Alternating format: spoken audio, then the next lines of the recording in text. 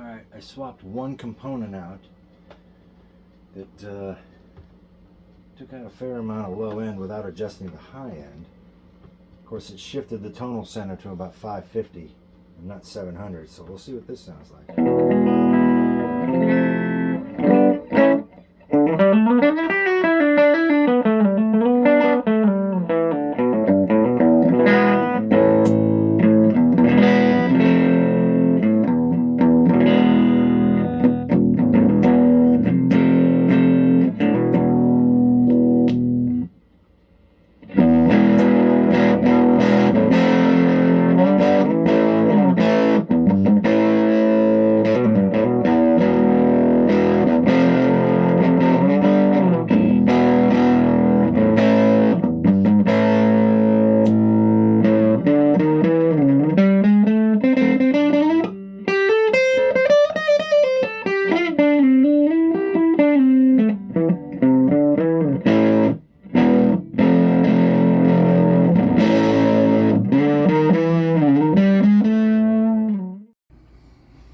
Alright, so one of the things that I was just not impressed with was its woofy tone and the lack of clarity on the top end. I also didn't like the lack of tone control. Because it's so dependent on the volume control and where it's set, the tone control doesn't work very well when you're up at a higher gain settings. So I try to think of what else can I do. So I went to this page, and here is a bunch of different options for single knob tone controls. The tweed here is what I have in here right now. Volume in, two caps strapped on either side of the tone, and then back out again. Very simple design. That's what's in a Fender Tweed amplifier. Got a Gibson idea, whatever this Bitmo is, so there's a bunch of different ideas here for single knob tone controls. I really can't go more than a single knob because I just don't have the room. And then I saw this, and it reminded me, oh, the Big Muff, that's right. In my Deco Tombstone amp, I already have a Big Muff circuit already in there, and I love the way it sounds. Here's a Big Muff tone control. A Big Muff is a pedal, but what it does is it is a tilt control, meaning that it has a mid-scoop built in, which is handy, and then as far as what the tone does, it tilts up or it tilts down based on where the center control is. So, with that, I went to a different program, this Excel sheet that somebody sent me, and I've got two different versions of it. One that has a coupling capacitor, and one that doesn't. And up here again, you can change the values, and this is your fader knob, and it shows you how it behaves depending on where you're at. Now the thing is the one without the coupling cap, what I don't like is it has to be at almost 8 on the knob in order to get this relatively flat. Whereas if you come over here with the coupling cap, you can have it at 50% and it's flat. It's always a good idea when you're designing tone stacks is that the amp sounds good when all the knobs are straight up the middle. And then you tweak it up or down, but it's always best to start in the middle, not over here somewhere. That's going to be very bass heavy with no top end to it. And it's in the middle, not good. So I like this idea a whole lot better. The added advantage of putting this in rather than have a separate tone and a mid scoop is that this has a mid scoop built in, plus I can use the tone no matter where this gain knob is set. They're not dependent on each other. So I can have this thing cranked up all the way and still adjust the tone. Plus, as it turns out, this uses 2 less components, and I can still build it on a 3-board tag board that I already have in there. So I built this up based on a 600 hertz scoop, and that's what we're going to hear next. All right, here it is with the Big Muff tilt control. Volume is about halfway, tone is about halfway.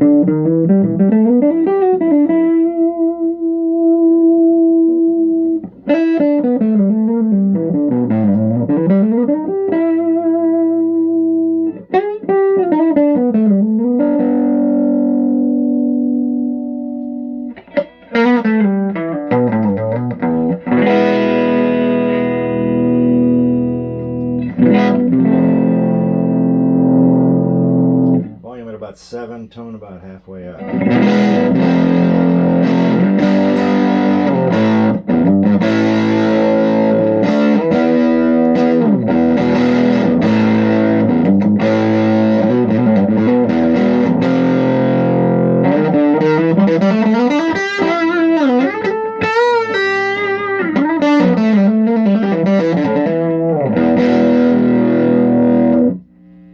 All the way up.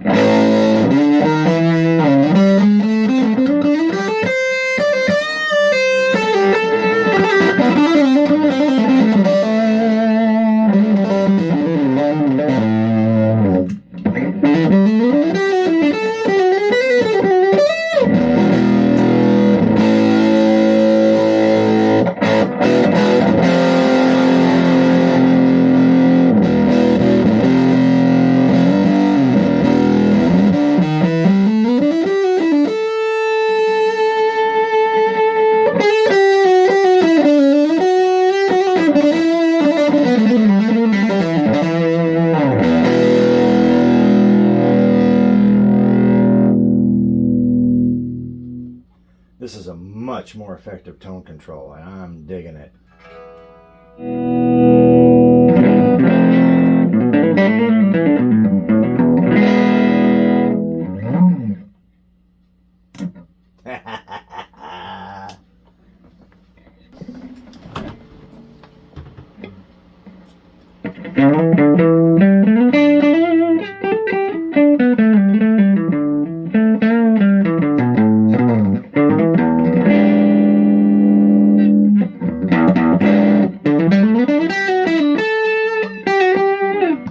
It's a little more than halfway. It's about halfway. And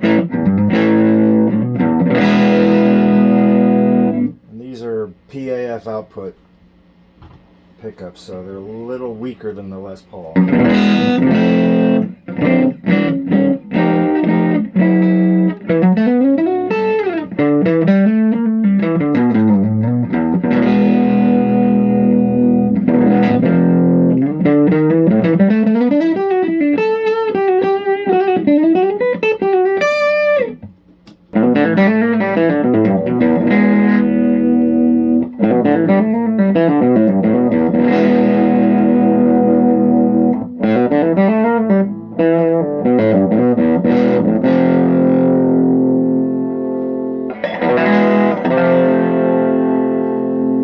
Wow, what a huge difference that makes.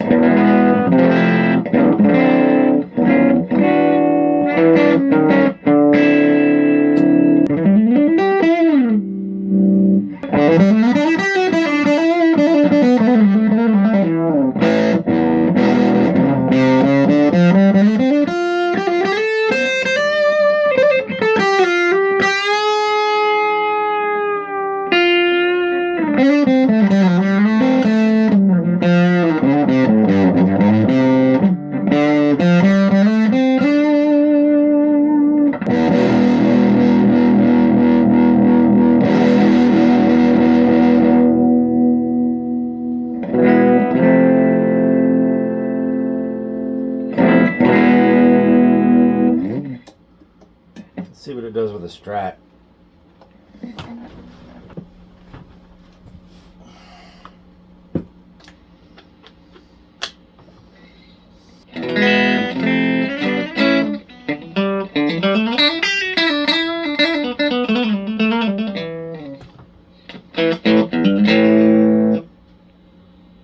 Alright, that's halfway up, tone halfway up.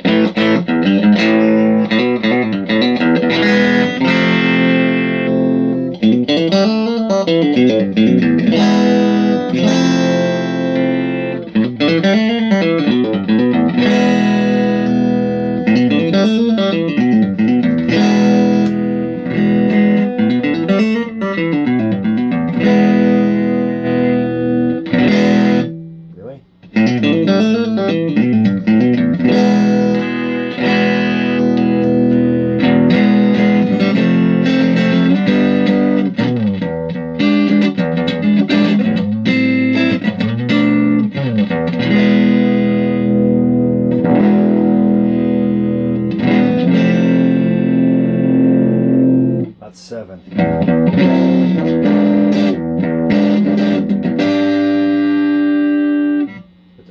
to the middle.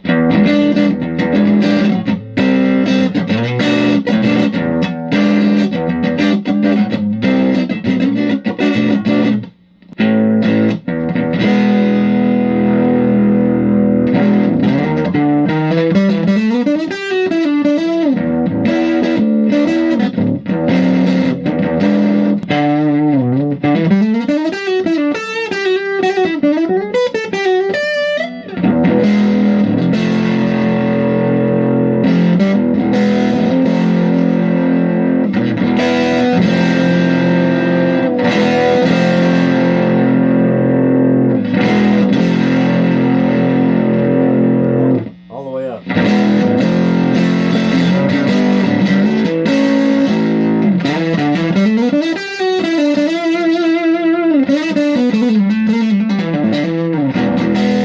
Of course, that's the neck.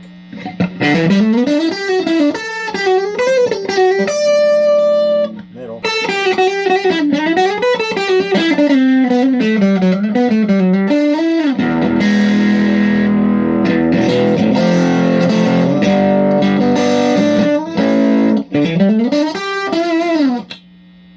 Bridge.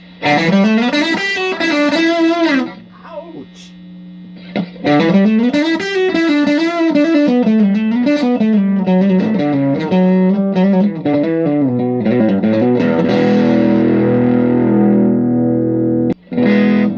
Wow, I think it works. I think it works. Although I definitely believe we are in the ballpark now, I do also believe that we have some tweaking that we can do. One of the things that I don't like about this circuit is that it doesn't quite have the low end, the chunka low end I feel it needs to have. And that's because of the 100K tone pot. It's rolling off a lot of low end. Starting at 100 hertz, it just dives down. The difference between 100 hertz and 30 hertz is almost 3.5, 4 dB, which is quite a bit. Now you can change that by putting in a standard value 250K pot, and you'll see that it flattens out pretty good here between 100 hertz and 30 hertz. But just doing that also caused this to dip down quite a bit more than I really wanted it to. Plus it's at 600 hertz here as the center frequency, and I really want to kind of bump that down a little bit closer to the 500 hertz or even a little less. So I came up with a few other designs. First I came up with this one, keeping the same general scoop as far as the dB down goes. You'll see how flat the low end here is. But again, I'm looking at 550, close to 600 hertz here. So I thought of a different one. That puts it closer to about 450 hertz. But then I thought about this one. Right at 500 hertz, nice scoop, still flat, 50-50 on the tone knob. And I think I want to try this circuit next. The difference is subtle, but I think I'll hear a definite improvement in the low end. I'll have some chunk to it and not just a good amount of sizzle. I can also say that this is the most drive I've ever gotten with this amp out of a Strat. Usually it's very weak sounding compared to the Les Paul, but even the Strat roars with this circuit, so I'm digging it. All right, here's the Big Muff circuit 2.0. This is my 005, 200K, 250K tone pot that actually measures at 255K. 0068 cap that actually measures at 0075, which is interesting. And 22K, and of course my treble bleed pot. This should put me at 7.5 dB down at 450 hertz. So let's see what this Big Muff 2.0 circuit sounds like.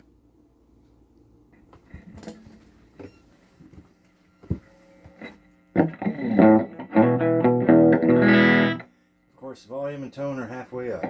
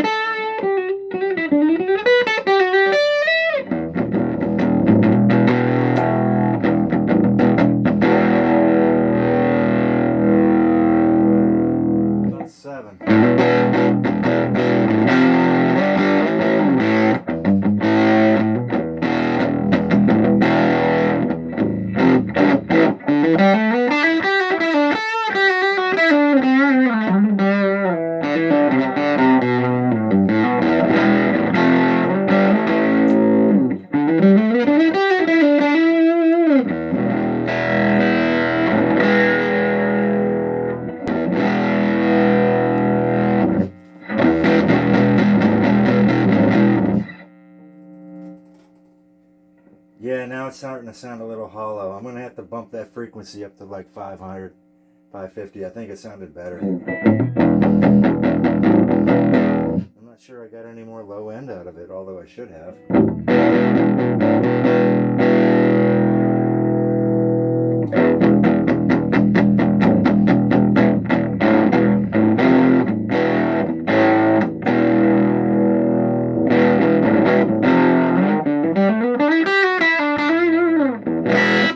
Definitely sounds like it's got a honky tone to it.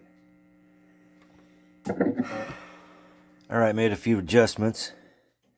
Changed out this cap, changed out that cap. Let's see what it sounds like.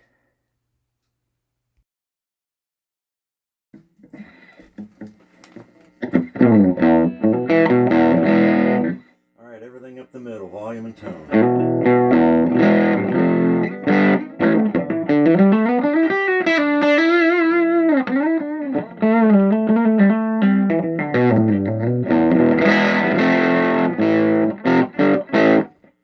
Better. Doesn't sound like it's got a hole in it.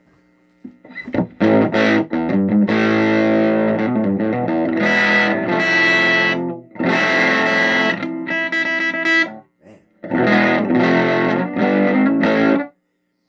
It's centered about 550, leaning towards 600 hertz. It's about 6 dB, maybe 6.5 dB down.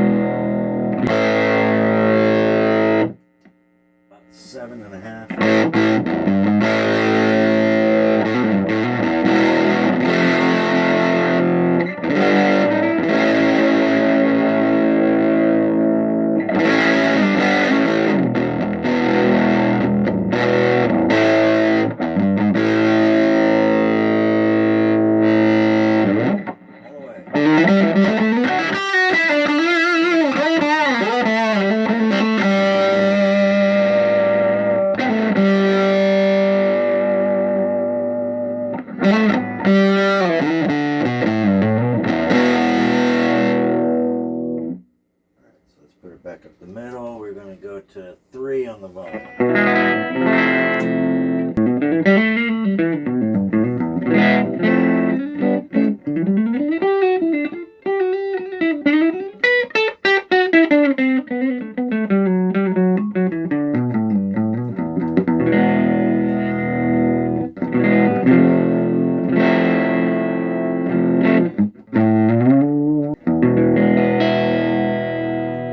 About 6 on the tone.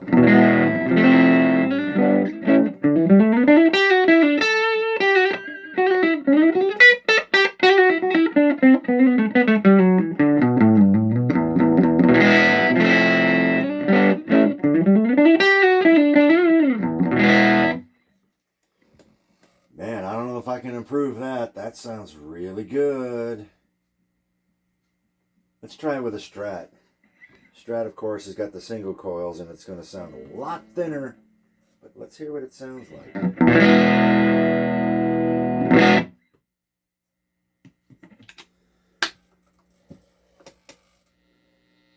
It is about 3.5 again.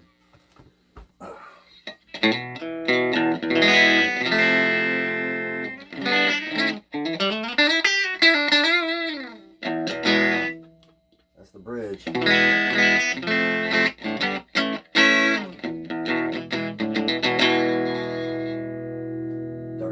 a little. Bring that up to 5.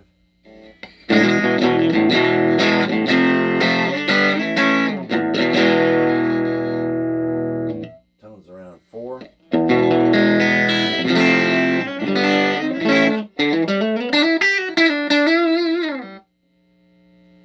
Volume at 8.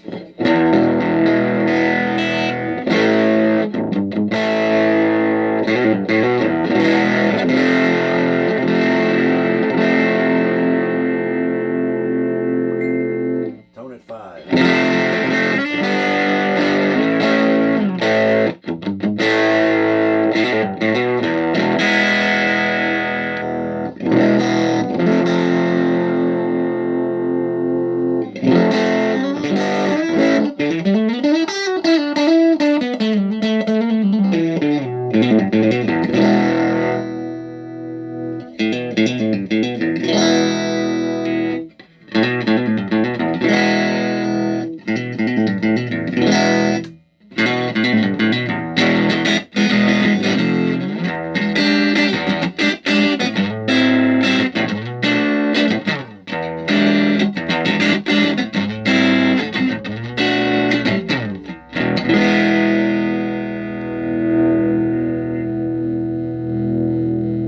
Volume at 8.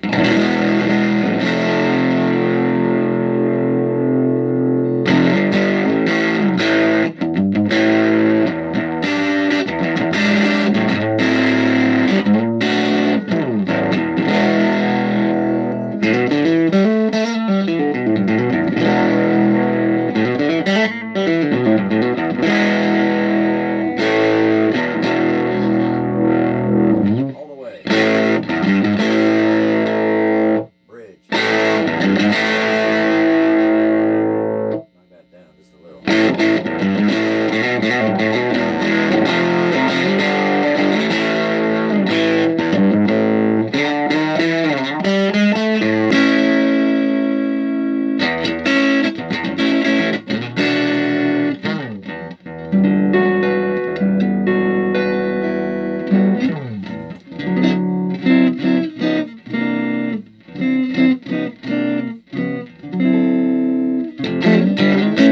Yeah, I think I could play this all day. This is starting to... This...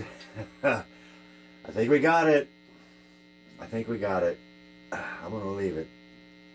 Now the only thing I need to do is actually fix the voltage on the heaters. Drill that hole. Put those resistors in there. Clean it up. Blow out all the wire crumbs and solder splatter. Call it done. Wow. That's it. I am digging this. I think I got it, boys and girls. The Dark Lord fucking rocks. Alright, so of course I couldn't leave well enough alone. One of the things that was bothering me just a little bit was the fact that it was pretty distorted and kind of hairy when it was on 5. And so I went back to my original voltage divider idea, and I tagged this in rather than a straight wire. This will be my dropping resistor for the voltage divider that goes to ground. This will be my input. And I got a 330 and a 220K. So 330K, 220K.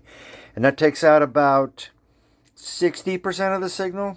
That sounds like a lot, but in reality, it just takes the edge off of the amount of gain that's when you have it on 5.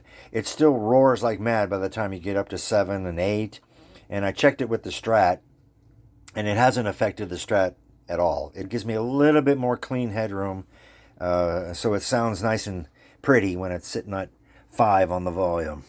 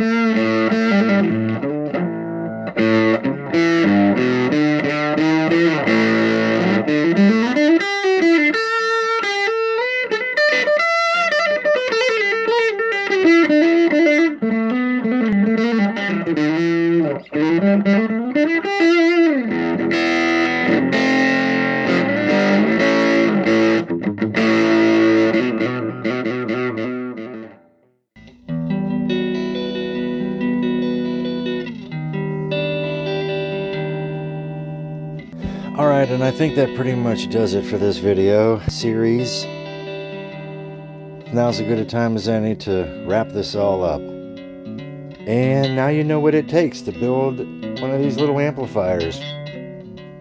Even though I didn't finish the amp with the circuit that I had originally intended on, I made adjustments and I got the results I was originally going for. I, of course, reserve the right to make any tweaks and changes as I see fit in the near future. I know that I still have to put the voltage dropping resistors on the heaters, but the resistors won't show up for another few days.